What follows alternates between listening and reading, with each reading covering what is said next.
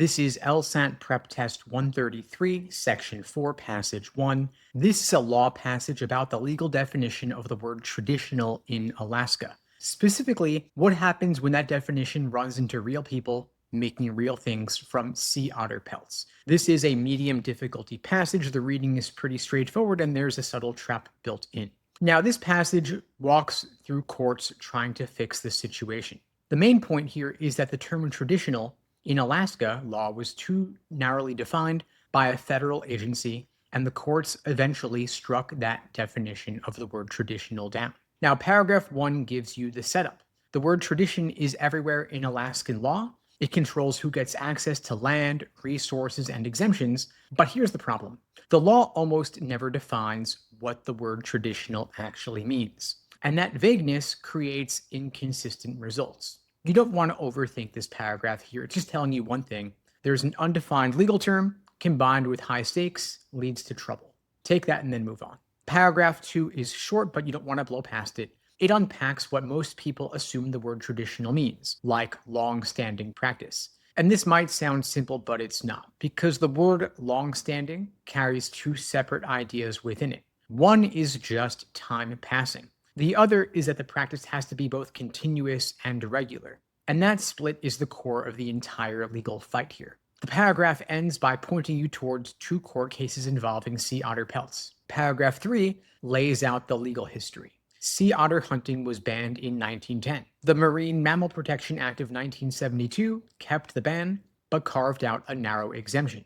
Alaskan natives could take sea otters to make traditional native handicrafts. Then the Fish and Wildlife Service stepped in and defined what counted. They said an item had to be commonly produced before 1972. And sea otter pelt items were not covered because no Alaskan native had made them within living memory. Now, the phrase living memory is important here. That's where the Fish and Wildlife Service is drawing a bright line. If nobody alive remembers the practice, it's not traditional. And that might sound reasonable at first glance, but there's a massive blind spot here, and the court's about to expose it. Paragraph 4 is where they do that with the most important paragraph. You want to read this part slowly. In 1986, Fish and Wildlife Service agents seized sea otter pelt clothing from Marina Katelnikof, an Aleut woman. She sued, and the district court sided with the FWS. Then in 1991, Katelnikof joined a new case brought by Boyd Dickerson, a Tlingit man who'd had the same thing happen to him.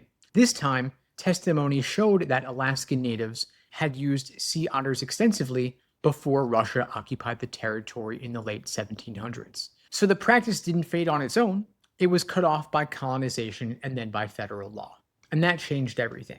The court ruled that the Fish and Wildlife Service had based its regulations on a strained interpretation of the word traditional. The test of living memory was deemed to be too narrow, and the court's reasoning lands right at the end of the passage. Just because a group was forced to stop practicing a tradition doesn't mean the tradition stopped being a tradition. So defining traditional so that only recent practice counts would gut the word of its meaning.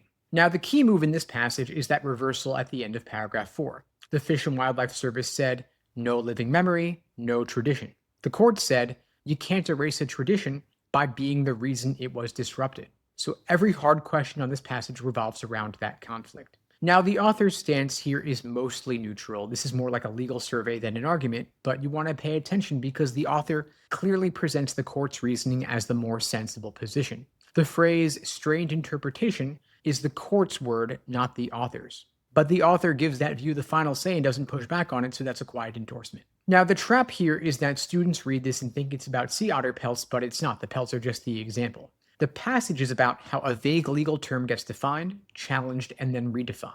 If you anchor your understanding on the pelts instead of the fight over the definition, you're going to get pulled towards wrong answers that describe the facts instead of the legal argument. Now, the whole passage here is running on a chain of events. Vague statute leads to narrow regulation. Narrow regulation leads to seizures. Seizures lead to lawsuits. Lawsuits force the court to actually confront what the word traditional means. Each step only exists because the one before it broke down. Now, before you hit the questions, you want to make sure you're clear on these three things. First, what was the Fish and Wildlife Service's standard for traditional, and why did it exclude sea otter pelts? Second, what new evidence came in during the Dickinson case that wasn't there before? And third, why did the court say the Fish and Wildlife Service got it wrong?